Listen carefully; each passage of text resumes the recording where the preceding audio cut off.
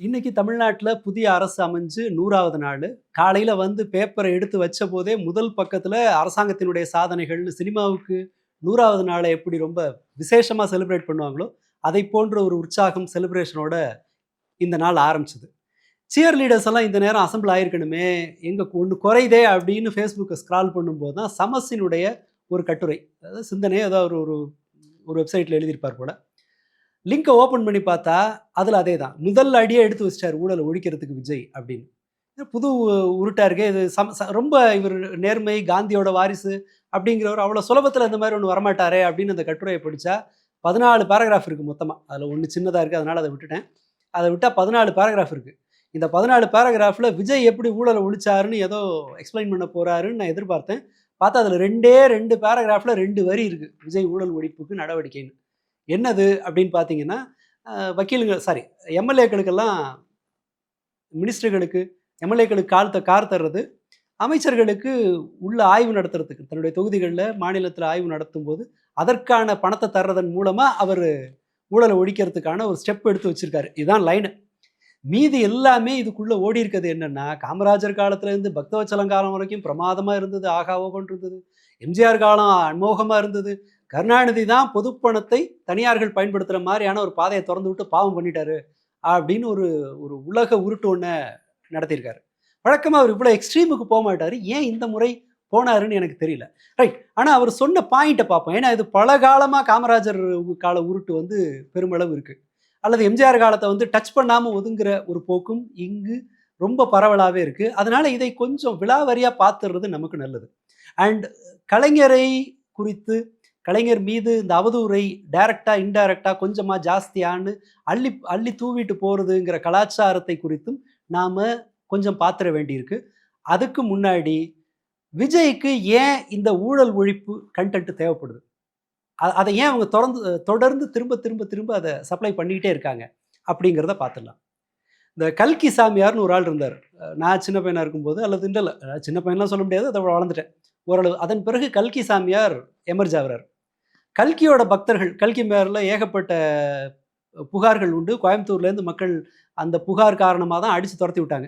நக்கீரன்லாம் அத நெறைய எக்ஸ்போஸ் பண்ணியிருந்தாங்க. அவரு மெட்ராஸ் பக்கம் ஷிஃப்ட் ஆயி வந்த பிறகு கல்கி பக்தர்கள்ட்ட திடீர்னு ஒரு நியூஸ் பரவுச்சு. கல்கி ஸ்ரீமூர்த்தியில நெய் வடியறது அப்படின்னு ஒரு 5, 6 டிக்கெட்டுங்க கிளம்புச்சு. அவரோட ஸ்ரீமூர்த்தியில நெய் வடியுதுன்னா ஒண்ணும் விசேஷமா ஒண்ணும் இல்ல. அவரோட ஃபோட்டோலேருந்து நெய் வடியுது. இதான் கணக்கு. திடீர்னு 5, 6 மாவட்டங்கள்ல எனக்கு தெரிஞ்சு அப்ப செய்தி பார்த்த வகையில, அவரோட இதுலேருந்து நெய் எப்படி வடியுது? அத எங்க பிடிச்சு வைக்கிறாங்க? எதுவுமே தெரியாது. ஆனால் பக்தர்கள் எல்லாருக்கும் ஸ்ரீமூர்த்தியில நெய் வடியறது அப்படிங்கிற செய்தி போய் சேர்ந்துருச்சு. ரிப்போர்ட்டர்லலாம் வந்ததுன்னு நெனைக்கிறேன். என் நினைவு சரியா இருந்தா. அதே போல சினிமாக்காரங்களுக்கு வந்தீங்கன்னு வச்சுக்கோங்களேன், படம் தேறலன்னு வைங்களேன், ரசிகர்கள் என்ன பண்ணுவாங்கன்னா, படம் சுமார்ன்னுலாம் சொல்ல மாட்டாங்க. ஓப்பனிங் சீனுக்கே டிக்கெட் காசு சரியா போச்சுண்ணே அப்படிம்பாங்க. சினிமாட்டோகிராஃபி சூப்பரா இருந்துச்சு அப்படிம்பாங்க. டான்ஸ் பிரமாதம் அப்படிம்பாங்க. ஃபேமிலியோட பார்க்கலாம் அப்படிம்பாங்க. இதெல்லாம் சொன்னா படம் விளங்கலன்னு அர்த்தம். கிட்டத்தட்ட அண்ணாவோட ஆட்சி வந்து விளங்கலங்கிறத தான் பஜன கோஷ்டியில இருக்கிற மெயின் உறுப்பினர்கள் எல்லாரும் வெளிப்படுத்துற மாதிரி எனக்கு தெரியுது.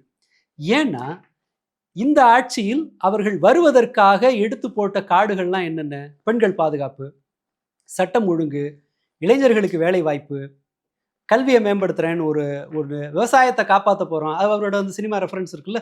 விவசாயத்த என்ன ஆனாலும் விவசாயத்த விட்டுறாதீங்கன்னு. விவசாயத்தை காப்பாற்றுவது அப்படின்னு ஒரு ஒரு ஒரு ஒரு ஒரு 15, 20 பாயிண்ட்ட இறக்கி விட்டாங்க அத. இது மாதிரியான செல்லிங் பாயிண்ட் எல்லாம். இந்த படம் இப்படி இருக்கு, அப்படி இருக்கும், அப்படி இருக்கும், இப்படி இருக்கும்னு சொல்லி படம் வர்றதுக்கு முன்னாடி இந்த காசிப் எல்லாம் கிளப்பாங்க தெரியுமா? அதைப் போல இவங்க இந்த மாரி எல்லாம் இறக்கி விட்டாங்க. எக்ஸாக்ட்டா சொல்லணும்னு சொன்னா, ரசிகன் படத்த ஓட வைக்கிறதுக்கான தேவை என்ன இருக்கு? இவர ஒரு ஹீரோவா நிலைநிறுத்துறதுக்கு. ஆனா இவர காட்டி படத்த ஓட வைக்க முடியாதுங்கிறதுனால, சங்கவியை கொண்டு வந்து படத்த ஓட வச்சாங்க இல்லையா? கிட்டத்தட்ட இந்த ஆட்சியை ஏதாவது ஒரு வகையில பேர குடுக்கறதுக்காக இவர்கள் என்ன செய்றாங்கன்னா, ஊழல் ஒழிப்பு அப்படிங்கிற பஜன இறக்குறாங்க. ஆனா, இந்த ஊழல் ஒழிப்புக்காக இவர்கள் எடுத்து வைக்கிற பாயிண்ட் எல்லாம் இருக்கு இல்லையா? அதுதான் நாம உடைத்து பேச வேண்டியது. முதல்ல காமராஜர் காலத்திலிருந்து பக்தவத்சலம் காலம் வரைக்கும் அது ரொம்ப புனிதத்தின் உச்சம் அப்படின்னு அவர் வரையறுக்கிறார் இல்லையா? காமராஜர் காலத்துல தான் லேண்ட் சீலிங் வந்தபோது காங்கிரஸ் பண முதலைகள், காங்கிரஸ் சார்ந்தார்கள் தங்களுடைய நிலத்தை ரொம்ப நேக்கா இந்த லேண்ட் சீலிங் வர்றதுக்கு முன்னாடியே 30 ஸ்டாண்டர்ட் ஏக்கர் அதுக்கு முன்னாடியே தங்கள் நிலத்தை சொத்துக்களை எல்லாம் பக்காவா பங்கீடு பண்ணாங்க. காமராஜர் காலத்தை புனிதமா காட்டுவதற்கான தேவை எங்கேருந்து வருதுன்னா, கலைஞர் கருணாநிதியை அவர் ஊழல் ஆரம்பிச்சாருங்கிற குற்றச்சாட்டை வைப்பதற்காக அதை பயன்படுத்துறாங்க. ஏன்னா இந்த கட்டுரையில இந்த குறிப்பிட்ட அந்த மாடு மரம் கட்டுரை எழுதியிருக்காரு இல்லையா சமஸ், அதாவது மாடு மரம் கட்டுரை என்னன்னா, மாட்டை பத்தி ஒரு கட்டுரை எழுது அப்படின்னு கேள்வி கேட்டபோது பையனுக்கு மாட்டை பத்தி ஒன்றும் தெரியல, மரத்தை பத்தி ஏதாவது 4 விஷயம் தெரியும். அதனால மரத்தை பற்றி விலாவாரியா எழுதிட்டு இத்தகைய சிறப்பு வாய்ந்த மரத்தில் மாடு கட்டப்பட்டிருந்தது அப்படின்னு கட்டுரை முடிப்பாங்கல்ல, அதை போல சமஸ் இத்தகைய சிறப்பு வாய்ந்த தமிழ்நாட்டில் அண்ணன் விஜய் அவர்கள் இந்த மாதிரி ஒரு ஸ்டெப் எடுத்திருக்காரு அப்படின்னு உள்ள சொருவிருக்காரு. அந்த மரத்துல காமராஜர் அந்த காலம் பக்தவச்சலம் காலம்னு ஒரு மரத்தை கட்டுரை எழுதி அதுல விஜய் கொண்டு கட்டி வச்சிருக்கிறாரு. ஓகே, இப்போது அடுத்து சொன்ன எம்ஜிஆர் காலத்தை பார்ப்போம். எம்ஜிஆர் காலத்துல ஊழலே நடக்கல அப்படின்னு இவர் சொல்றது இருக்கு இல்லையா, அது ஜம்மு காலத்துல வடிகட்டின போய். பல்கேரிய கப்பல் ஊழல் எம்ஜிஆர் காலத்துல நடந்தது, ஸ்பிரிட் ஊழல், பஸ் ஊழல், பஸ் பர்மிட் கொடுக்கறதுல ஊழல் நடந்தது, தன்னுடைய அடியாட்களுக்கெல்லாம் நிலம் கொடுத்தது, பாதுகாவலர்களுக்குன்னு வச்சுக்கோம், எதுக்கு அடியார்களுக்குன்னு சொல்லிட்டு தன்னுடைய பாதுகாவலர்களுக்கு நிலத்தை அள்ளி அள்ளி கொடுத்தது, அவங்களுக்கான காலேஜ் பர்மிட்டு, இது எல்லாமே அவர் கலைஞரை எப்படி ஊழல் செஞ்சாருன்னு அவர் நிரூபிக்க விரும்புகிறாருன்னா இந்த கட்டுரையில் பொதுப்பணத்தை தனியார்கள் அனுபவிக்க விடுற போக்கு கலைஞர் காலத்தில் வந்தது. இதான் நேக்கா உள்ள வருது. ஆனால் அப்படி பார்த்தா அரசாங்க நிலம் தனியார் முதலாளிகளுக்கு அள்ளி கொடுக்கப்பட்டது பொதுப்பழது இல்லாமல் என்னது கோயில் நிலமா அது, அல்லது அனாமத்தா இருந்ததா, யாரும் கிளைம் பண்ணாமல் இருந்துச்சா? பொதுப்பணம் தானே போனது. பல்கேரிய கப்பல் ஊழல் என்ன வந்துச்சு? அப்போதெல்லாம் அவர் எம்ஜிஆரினுடைய டிஃபென்ஸ் எப்படி இருந்தது, அல்லது அவருடைய தரப்பிலிருந்து வந்தது என்னன்னா, அது எம்எல்ஏக்கள் பண்ணது, மினிஸ்டர் பண்ணதுன்னு சொல்லி முடிச்சு விட்டாங்க. பட் நடந்தது அவருடைய காலத்தில். அடுத்ததா இதோட நிறுத்தலாமா? தனிப்பட்ட முறையில் எம்ஜிஆர் ரொம்ப கிளீனாக இருந்தார் அப்படின்னா, அவர் பேட்டி கொடுத்ததே உண்டு, கருப்பு பணம் வாங்கினேங்கிறத அவர் ஒத்துட்டு இருக்காரு, அதை ஆதரிச்சு பேசியிருக்காரு. ஏன்னா நிறைய டாக்ஸ் போடுறீங்க, ஒரு நடிகை என்ன பண்ணுவான்னு அவர் ஆதரிச்சு பேசியிருக்காரு. இவ்வளவு இருந்துட்டு ரொம்ப சிம்பிளா கலைஞரை அவமதிப்பதற்காக இவங்க மற்றவர்களுக்கு ஞானஸ்நானம் பண்ணி வைக்கிறாங்க. இந்த இந்த ட்ராக்ல போகும்போது நாம விஜயோட இதை எடுத்து பார்ப்போம். 100 நாள் ஆச்சு, 100 நாள்ல ஊழலுக்கு எதிராக ஒரு சூப்பர் ஸ்டெப் எடுத்து வச்சிட்டாருன்னு இவர் சொல்றாரு. அந்த கோயில் நிலம் 100 கோடி விவகாரம் என்னாச்சு? அது ஊழல் கணக்கில் வராதா? இவங்க கட்சி வக்கீல் ஒரு அம்மா அரசு வக்கீல் நியமனத்துக்கு லஞ்சம் வாங்கப்பட்டதுன்னு குற்றச்சாட்டு வைக்கிறாங்க. அதை நிரூபிக்கிற மாதிரியான ஆடியோ ஆதாரங்கள்லாம் வருது. ஆனாலும் இது ஊழலே இல்லாத ஒரு அரசாங்கம். அந்த குற்றம் சாட்டினவர் வெளியில போறாங்க, குற்றம் சாட்டிய வக்கீல கட்சியை விட்டு வெளியில் அனுப்புறாங்க. சரி போட்டும், அதோட நின்றுச்சா? அதுக்கு அடுத்ததா இவங்களோட இந்த அரசை ஆதரிக்கிற, முரட்டுத்தனமா ஆதரிக்கிற ஜூனியர் விகடன் எடிஷனுக்கு ஒரு ஊழல் குற்றச்சாட்டு வைக்குது, அரசாங்கத்தின் மேல லஞ்ச ஊழல் குற்றச்சாட்டு வைக்குது. சரி, இதெல்லாம் அவருக்கு தெரியாது, அவர் கீழே இருக்கவங்க ஏதோ ஒன்று பண்ணிடுறாங்க அப்படின்னா, ஒரு நடிகரா விஜயினுடைய கேரியர் ரொம்ப ஊழலுக்கு எதிரானதா இருந்திருக்கா அப்படின்னா, சினிமாவில் நடித்ததுக்கு மேலே ஊழல் ஒழிப்புங்கிறதுக்கும் அவருக்கும் ஸ்நான பிராப்தம் கூட கிடையாது. அவர் மீது தான் வருமான வரி மோசடி வழக்கு இருக்கு. கார் வாங்கின, வெளிநாட்டிலிருந்து கார் இறக்குமதி பண்ணி அதுக்கு வரி கட்ட மாட்டேன்னு சொன்னது உண்டு. நீங்கள் அவங்க எப்படி இந்த ரசிகர் மன்றத்தை எல்லாம் கொண்டு போனாங்க, எப்படி அந்த சினிமா அதில் லாபத்தை கணக்காட்டினாங்கன்னெல்லாம் விசாரிச்சா அது இன்னும் பெரிய இதில் வரும். ஊழலுக்கு எதிராக சிந்தனை அளவிலும் செயல் அளவிலும் அல்லது அரசு நடவடிக்கை அளவிலும் எதுவுமே செய்யாதவங்க. ஆனால் ஏனைய எந்த துறையிலும் இவர்களால் பர்ஃபார்ம் பண்ண முடியாது. அப்படிங்கிறதுனால மின்சார பிரச்சனை தீரப்போதா? இல்லை. வேலை வாய்ப்பு கிடைக்க போதா? கிடையாது. காவேரி தண்ணி வரப்போதா? இல்லை. இவங்க எதெல்லாம் இல்லை 2500 ரூபா கொடுக்க முடியுமா, நிதி நிலைமை மோசம், கஷ்டம் அப்படிங்கிற பிளேட் எடுத்து வச்சுட்டாங்க. எல்லா தரப்பிலும் இவர்களால் வெற்றி பெற முடியாது. இதற்கு மேலே வேற எந்த மாதிரியும் பர்ஃபார்ம் பண்ண முடியாதுங்கிறதுனால இந்த படம் ஓடுறதுக்கான ஒரு நியாயத்தை கற்பிக்க அவர்கள் முயற்சி செய்கிறார்கள். ஜெயலலிதா ஒரு இரும்பு பெண்மணி அப்படின்னு ஒரு கட்டமைத்ததை போல, மோடி வளர்ச்சி நாயகன் அப்படின்னு ஒரு பிம்பத்தை உருவாக்குனதை போல இவங்க சுத்தி வளர்ச்சி எங்க நிற்கிறாங்கன்னா, விஜய்க்கு ஒரு லேபிளை கிரியேட் பண்ணும். அதாவது கலெக்ஷன் கிங்னோ அல்லது ஊழல் ஒழிப்பு தான் இவருடைய லட்சியம் அப்படின்னு சொன்னா, விஜய் எதை பேசியிருப்பாருன்னு சொன்னா, தனியார் மையத்தை பத்தி பேசியிருப்பார். எப்பயாவது ஒரு முறை பேசியிருப்பார். இல்லை அவருடைய கட்சியில் யாராவது ஒருத்தர் இது குறித்து கவலைப்பட்டிருப்பாங்க. அந்த மாதிரி ஏதாவது நடந்துச்சா? இல்லை. இதுக்கு முன்னாடியே பார்த்தீங்கன்னா, இந்தியாவே அதிர்ந்து போன ஊழல்கள் எல்லாமே ஈவன் அந்த பல்கேரியா கப்பல் ஊழல் 2 கோடி அதனுடைய தொகை, மொத்த தொகை. அந்த நிலம் குடுத்தத கணக்கு பார்த்தீங்கன்னா, ஒரு ஒரு பெரிய அளவுக்கெல்லாம் இருக்க போறதில்ல. லைசென்ஸ் ராஜ்லயும் அவ்வளோ பெரிய அளவுக்கு ஊழல் பணம் பரிமாறப்பட்டிருக்க போறது இல்ல. அப்போ எப்போ ஊழல் இவ்வளவு பிரம்மாண்டமா வளருது அப்படின்னு பார்த்தா, தனியார் மயம் எப்போ வருதோ அப்பதான் வளருது. தனியார் முதலாளிகள் பல லட்சம் கோடி கொள்ளையடிக்க முடியுங்கும்போது, அவர்கள் சில ஆயிரம் கோடிய இந்த இடத்துல இறச்சி விடுறாங்க. அப்போ அந்த தனியார் மயத்த பத்தி அவர் எங்கேயாவது பேசியிருக்காரா? இல்ல. அரசாங்கத்தோடு எந்த கனெக்ஷனும் இல்லாமல் கேத்தான் தேசாய் 1500 கிலோ தங்கம் வச்சிருக்கான் வீட்ல. 1000 கோடி ரூபா பணம்.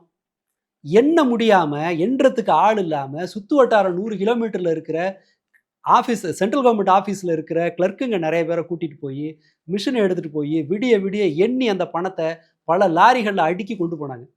இன்னைக்கு அந்த கேத்தான் தேசாய் இன்டர்நேஷனல் அந்த ஆர்கனைசேஷன் உள்ள இந்திய அளவுல இந்தியாவோட ரெப்ரசன்டேட்டிவா இருக்காரு. இதுதான் இங்க இருக்கிற ஸ்ட்ரக்சரலா இருக்கிற பிரச்சனை. இத பத்தி ஏதாவது அவங்க கவலைப்பட்டாங்களா? கிடையாது. இல்ல ஊழல் ஒழிப்பு அது வந்து கவர்மெண்டோட காசு வெளியில போக்கூடாது அப்படின்றதுன்னா, இங்கு நிலம் அலாகேட் பண்றதுல இருந்து ரூ. 1 நிலம் தனியார்களுக்கு கொடுக்கப்படுது. கேட்பார் கிடையாது. சர்வசாதாரணமா ஆயிரக்கணக்கான கோடி தள்ளுபடி பண்ணப்படுது. கேட்பார் கிடையாது.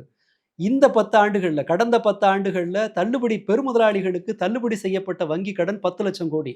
கேட்க ஆள் கிடையாது. இதெல்லாமே ஊழல் தான். இது ஒண்ணு பாக்கி இல்லாம அத்தனையுமே ஊழல் தான். ஆனால் இது குறித்து எந்த கவனமும் இல்லாமல், இது குறித்த எந்த அறிவும் இல்லாமல் ஒருத்தர் வந்து ஊழலை ஒழிப்பாங்க அப்படின்னா, அதை எப்படி புரிஞ்சுக்கிறது?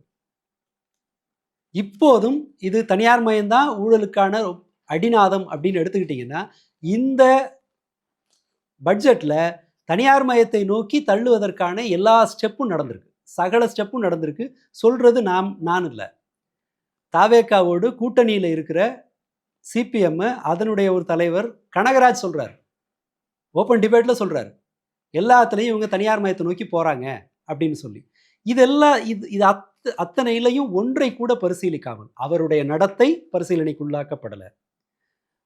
ஊழலின் அடிப்படை எது பரிசீலனைக்குள்ளாக்கப்படல. ஏற்கனவே இருந்த காலத்துல சிம்பிளா ஒரு கிளீன் சிட். ஆமா இதுல எல்லா ஆதாரமும் இருக்கு அப்படின்னு அந்த சினிமா டயலாக் வர்ற மாதிரி அவங்க காலத்துல ஊழலே நடக்கல அப்படின்னு சொல்லி இவ்வளவு கபடத்தனமான ஒரு கட்டுரைக்கான தேவை எங்கேருந்து வருது அப்படின்னா, எப்பாடுபட்டாவது அவருக்கு ஒரு ஒரு ஒரு ஒளிவட்டத்தை உருவாக்கி ஆகணும். அதுதான் இந்த கட்டுரையினுடைய நோக்கமா எனக்கு தெரியுது. கூடுதலாக அது ஆடட் இது இலவச இணைப்பு மாதிரி வர்றது ஒண்ணு.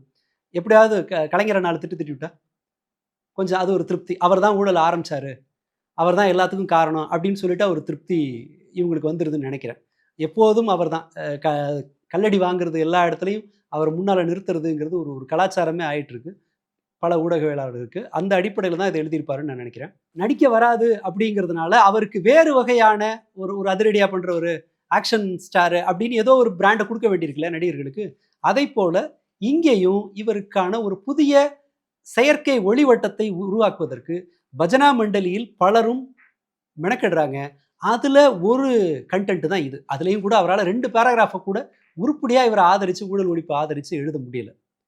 ஆனால் நேர் எதிராக எந்த வழக்கிலும் குற்றம் சாட்டப்படாமல் அல்லது நிரூபிக்கப்படாத, இன்ஃபேக்ட் அவருடைய ஆட்சி காலத்துல தான், கலைஞருடைய ஆட்சி காலத்துல தான் தமிழ்நாடு பல்வேறு முன்னேற்றங்களை சந்தித்தது. நீங்க ஊழலே நடக்காதுன்னு இவர் இங்க சத்தியம் பண்ணி சூட அணைச்சு சத்தியம் பண்ற இந்த கட்டுரையில் குறிப்பிடுகிற எம்ஜிஆர் ஆட்சியில என்ன மாதிரியான பொருளாதார முன்னேற்றம் தமிழ்நாடு அடைந்தது, கட்டமைப்பு ரீதியா அது வளர்ந்தது என்ன அப்படிங்கிறத பத்தி எதையுமே சொல்ல முடியாது. சோறு போட்டாருங்கிறதுக்கு மேல எம்ஜிஆரை பெருசா கொண்டாடுவதற்கான காரணம்னு இல்லை. அது கலைஞர்கிட்ட உண்டு.